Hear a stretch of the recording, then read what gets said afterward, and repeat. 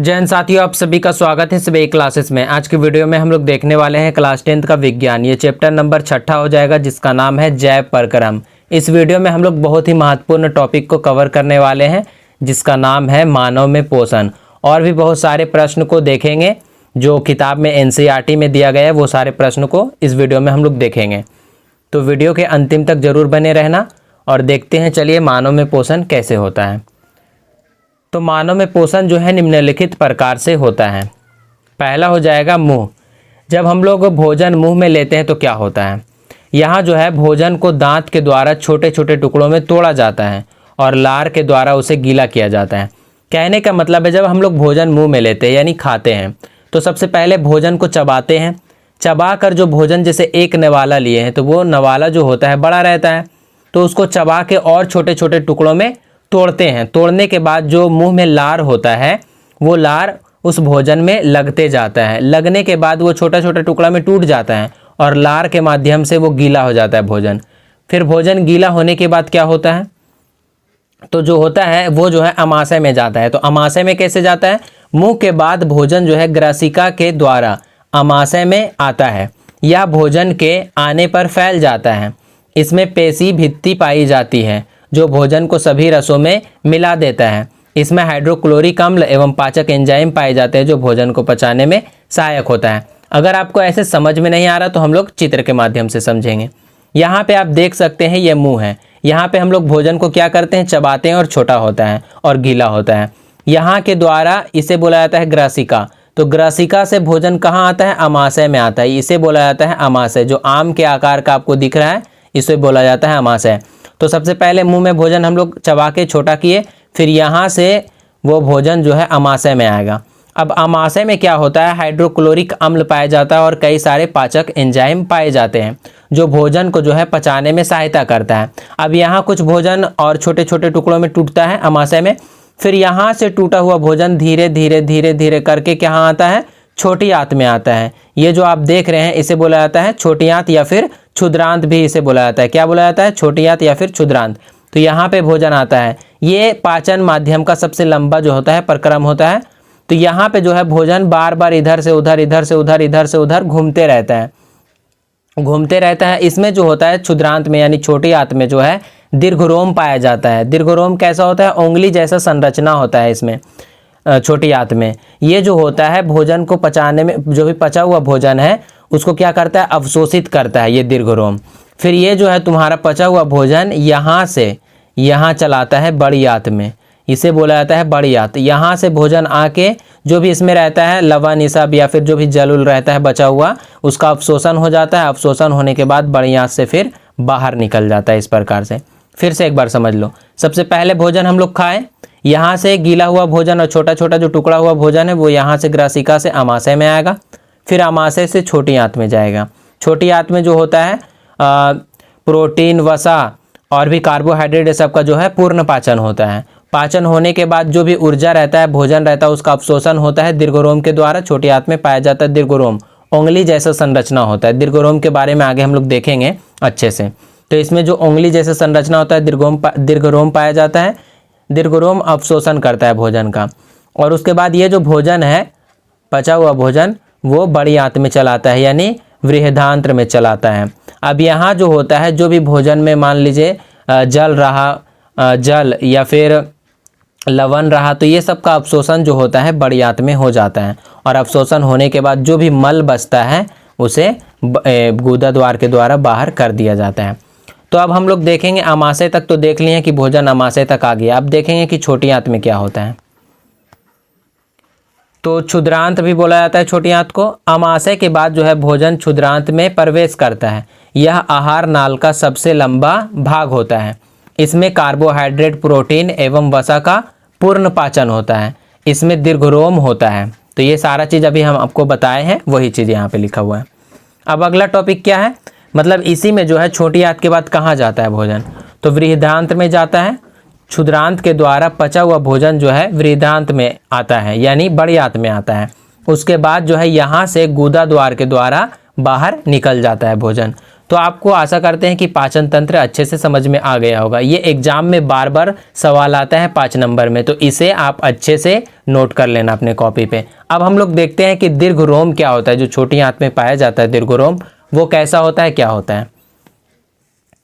तो यहाँ पे आप देख सकते हैं, ये जो है छोटी आंत है, इसमें जो है उंगली जैसी संरचना पाया जाता है, कुछ इस प्रकार से आप देख सकते हैं। और अच्छे से देखने के लिए आप यहाँ पे देख सकते हैं, ये जो है छोटी आंत है। छोटी आंत में बहुत सारा जो है उंगली जैसा संरचना पाया जाता है। ये क्या करता है, भोजन का अवशोषण करता है। तो इस प्रकार से आप देख सकते हैं कि दीर्घरोम कैसा है। अब हम लोग देखते हैं कि अगला टॉपिक क्या है। तो अगला जो है प्रश्न है, हमारे जैसे बहुकोशिकीय जीवों में ऑक्सीजन की आवश्यकता पूरी करने में विसरण क्यों अपर्याप्त है। तो ये NCERT का प्रश्न है, तो इसे आप अच्छे से याद कर लेना। तो इसका आंसर है, बहुकोशिकीय जीवों का शरीर बहुत बड़ा और जटिल होता है। यानी जो हम लोग का शरीर है, बहुकोशिकीय हम लोग हैं, हम लोगों में बहुत ज़्यादा कोशिका पाया जाता है, एक से अधिक कोशिका पाया जाता है, और जटिल भी होता है हम लोगों का शरीर। यानी बहुकोशिकीय जीवों का जो शरीर है बहुत बड़ा और जटिल होता है। कोशिकाएं जो है शरीर के भीतर गहराई तक स्थित होती हैं। हमारे अंदर जो है कोशिकाएं वो बहुत ही भीतर तक, गहराई तक स्थित होती है। केवल विसरण की प्रक्रिया से ऑक्सीजन इतनी गहराई तक नहीं पहुंच सकती, इसलिए विशेष श्वसन तंत्र और परिवहन तंत्र की आवश्यकता होती है। कहने का मतलब है, हम लोगों का जो शरीर है वो बहुत जटिल है, और ये जो है विसरण प्रक्रिया हम लोगों के शरीर में नहीं हो पाएगा। अगर होगा तो बहुत मुश्किल होगा, नहीं हो पाएगा विसरण प्रक्रिया। इसलिए जो है हम लोगों में श्वसन तंत्र और परिवहन तंत्र का आवश्यकता है, और होता है हम लोगों के अंदर वही श्वसन तंत्र और परिवहन तंत्र। अब हम लोग अगला क्वेश्चन देखते हैं, कोई वस्तु सजीव है, इसका निर्धारण करने के लिए हम किस मापदंड का उपयोग करेंगे। मतलब कोई भी वस्तु है, उसको देख के हम कैसे पता करेंगे कि वो सजीव है कि निर्जीव है। तो एक मापदंड है, क्या मापदंड है, यदि वस्तु जीवन क्रियाएं कर रही है तो वह सजीव है। जीवन क्रियाएं कहने का मतलब है उसमें श्वसन हो रहा, पोषण हो रहा है, वृद्धि हो रहा है उसमें। तो ये सारा क्रिया जब उसमें हो रहा है तो इसका मतलब वो क्या है, वो वस्तु जो है सजीव है। अब अगला प्रश्न क्या है, तो अगला प्रश्न है, किसी जीव द्वारा किन कच्ची सामग्रियों का उपयोग किया जाता है। मतलब जो हम लोग पोषण होता है हम लोगों में, जीवों में, वो किस मतलब कौन सा कच्ची सामग्री होता है जिसके द्वारा होता है। तो पहला तो हो जाएगा पोषक तत्व। पोषक तत्व में कार्बोहाइड्रेट आ जाएगा, प्रोटीन आ जाएगा, वसा आ जाएगा, खनिज आ जाएगा, विटामिन आ जाएगा, जल आ जाएगा, ऑक्सीजन आ जाएगा, और ये जो CO2 है ये पौधे के लिए। यानी पौधा और मनुष्य जो भी है, जानवर, ये पूरा जो है सामग्री, कच्चे सामग्री का उपयोग करता है, कोई भी जंतु। अब अगला प्रश्न है, जीवन के अनुरक्षण के लिए आवश्यक प्रक्रम कौन कौन से हैं। तो लिखना है, जीवन को बनाए रखने के लिए निम्नलिखित जैव प्रक्रम आवश्यक हैं। कौन कौन हो जाएगा, तो यहाँ पे हो जाएगा पोषण, यानी पोषण जिसमें जो है जीवन जिसमें है उसके लिए पोषण जरूरी है। भोजन ग्रहण और पाचन। दूसरा हो जाएगा श्वसन, यानी ऊर्जा उत्पादन इससे होता है। तीसरा हो जाएगा परिवहन, यानी भोजन, ऑक्सीजन व अपशिष्ट का संचरण। चौथा हो जाएगा उत्सर्जन, अपशिष्ट पदार्थों का निष्कासन। कहने का मतलब है जिसमें भी जान है, जिसमें भी जीवन है, इसमें ये सारा चीज़ होना आवश्यक होता है, ये प्रक्रम होता है जितना भी जीव जंतु है। अब हम लोग देखते हैं अगला प्रश्न क्या है। तो अगला प्रश्न है, स्वपोषी पोषण तथा विषम पोषी पोषण में अंतर। ये एग्जाम में बार बार सवाल आता है, इसलिए इसे अच्छे से आप लिख लेना और याद कर लेना। स्वपोषी पोषण और विषम पोषी पोषण में अंतर बताना है। तो आप यहाँ पे देख सकते हैं कि ये मुख्य बिंदु है कि परिभाषा के आधार पर सबसे पहले हम लोग अंतर देखेंगे, उसके बाद उदाहरण के आधार पर, उसके बाद प्रक्रिया। तो इधर है स्वपोषी पोषण, इधर है विषम पोषी पोषण। तो स्वपोषी पोषण क्या होता है, इसका परिभाषा क्या है, जब जीव अपना भोजन स्वयं बनाते हैं तो उसे क्या बोला जाता है, स्वपोषी पोषण बोला जाता है। लेकिन विषम पोषी पोषण क्या होता है, जब जीव जो है अपना भोजन दूसरों पर निर्भर होकर प्राप्त करते हैं तो उसे विषम पोषी पोषण कहते हैं।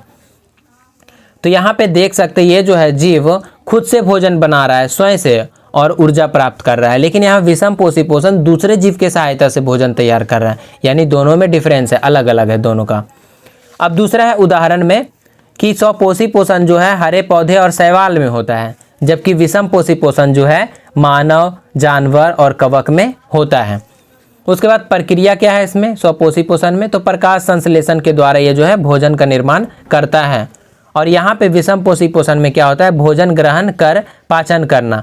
मतलब जो स्वपोषी पोषण भोजन तैयार करता है उसी को जो है ये विषम पोषी पोषण वाला जीव ग्रहण करता है और उसका पाचन करता है और ऊर्जा प्राप्त करता है। अब हम लोग देखते हैं कि अगला प्रश्न क्या है। तो अगला प्रश्न है, प्रकाश संश्लेषण के लिए आवश्यक कच्ची सामग्री पौधा कहाँ से प्राप्त करता है। यानी प्रकाश संश्लेषण जब होता है पौधा में तो जो भी कच्ची सामग्री होता है वो पौधा कहाँ से प्राप्त करता है। तो लिखना है कार्बन डाइऑक्साइड, जो कि इसको ज़रूरत होता है पौधे को, तो वो कहाँ से प्राप्त करता है, तो ये वायुमंडल से प्राप्त करता है कार्बन डाइऑक्साइड। वायुमंडल से पत्तियों के रंध्र द्वारा, यानी पत्तियों में छोटे छोटे छिद्र पाए जाते हैं जिसे रंध्र बोला जाता है। तो वायुमंडल में जो भी होता है CO2 वो रंध्र के द्वारा पौधा में जाता है। उसके बाद दूसरा चीज़ है जल। तो जल ये कहाँ से प्राप्त करता है, तो जड़ों के द्वारा मिट्टी से प्राप्त करता है। तीसरा है क्लोरोफिल। तो क्लोरोफिल तो उसमें होता है पत्तियों की हरी रंग द्रव कोशिकाओं से जो है क्लोरोफिल प्राप्त होता है। चौथा हो जाएगा सूर्य का प्रकाश। तो सूर्य का प्रकाश वातावरण से प्राप्त होता है। तो ये सारा चीज़ कहाँ से प्राप्त करता है पौधा, आप देख सकते हैं। अब अगला प्रश्न क्या है, तो अगला प्रश्न है हमारे शरीर में अम्ल की भूमिका क्या है। हमारे अमाशय में, शरीर में नहीं, हमारे अमाशय में जो है अम्ल की भूमिका क्या है। यानी अमाशय में जो अम्ल पाया जाता है हाइड्रोक्लोरिक अम्ल, उसका क्या भूमिका है, क्या उपयोगिता है वो बताना है। तो लिखना है अमाशय में जो है हाइड्रोक्लोरिक अम्ल यानी HCl पाया जाता है, जिसकी भूमिका निम्न है। पहला तो हो जाएगा यह जो है भोजन में उपस्थित जीवाणुओं को नष्ट करता है। क्या करता है, भोजन में जो भी जीवाणु होता है हानिकारक उसे नष्ट करता है। दूसरा चीज पाचक एंजाइम पेप्सिन को सक्रिय करना, यानी जो है अमाशय में पाचक एंजाइम पाया जाता है जो हाइड्रोक्लोरिक अम्ल उसे सक्रिय करने में महत्वपूर्ण भूमिका निभाता है। अगला हो जाएगा भोजन को अम्लीय बनाना ताकि पाचन हो सके, या जो भोजन रहता है उसको अम्लीय बनाता है ताकि पाचन आसानी से हो सके। तो ये सारा काम जो है अमाशय में जो उपस्थित अम्ल है HCl उसका होता है। अब हम लोग देखते हैं कि अगला प्रश्न क्या है। तो अगला प्रश्न जो है पाचक एंजाइमों का क्या कार्य है वो बताना है। तो लिखना है एंजाइम जो होता है पाचक एंजाइम वो भोजन को छोटे छोटे अणुओं में तोड़ते हैं ताकि शरीर उन्हें अवशोषित कर सके और उसका पाचन आसानी से हो सके। यानी पाचक एंजाइम का क्या कार्य होता है, जो भी भोजन है उसको छोटे छोटे टुकड़ों में तोड़ता है और तोड़ने के बाद उसका अवशोषण आसानी हो जाता है। जब टूट जाता है भोजन तो उसका अवशोषण आसानी से हो जाता है और उसका पाचन भी हो जाता है आसानी से। अगला प्रश्न है पचे हुए भोजन को अवशोषित करने के लिए क्षुद्रांत को कैसे अभिकल्पित किया गया है। तो ये लिखना है आंसर में। लिखेंगे क्षुद्रांत जो है बहुत लंबा होता है, क्षुद्रांत जो है बहुत लंबा होता है जिससे भोजन लंबे समय तक रहता है। मतलब जिसमें जो है, जिसमें यहाँ पे रहना चाहिए, जिसमें भोजन लंबे समय तक रहता है और अवशोषण अच्छे से हो पाता है। इसमें दीर्घरोम होता है जो भोजन का अवशोषण करता है। कहने का मतलब अभी आप देखें पीछे की क्षुद्रांत में जो होता है, छोटी आंत में जो होता है दीर्घरोम पाया जाता है। तो ये जो होता है दीर्घरोम इसमें पाया जाता है। सबसे पहले यहाँ पे देखना है क्षुद्रांत सबसे लंबा होता है, इसमें भोजन घूमते रहता है इधर से उधर इधर से उधर, और भोजन लंबे समय तक जब घूमते रहता है तो उसका अवशोषण अच्छा से हो जाता है। और उसमें जो दीर्घरोम होता है वो भोजन का अवशोषण करता है, सोखता है उसे, जो भी ऊर्जा वाला रहता है सामान सोख लेता है। तो आज का जो है वीडियो यहीं तक समाप्त होता है। अगर आप प्लेलिस्ट से नहीं देख रहे हैं तो आपको अच्छे से समझ में नहीं आएगा। आप प्लेलिस्ट से हर एक वीडियो को देखते जाओ ताकि आपको अच्छे से समझ में आए। अगर आपको प्लेलिस्ट खोजना नहीं आता है तो डिस्क्रिप्शन बॉक्स में मैं विज्ञान का प्लेलिस्ट डाल दूंगा, वहाँ से आप लोग ज़रूर देख लेना। और आपको ये वीडियो कैसा लगा है आप अपना राय ज़रूर कमेंट में बताना।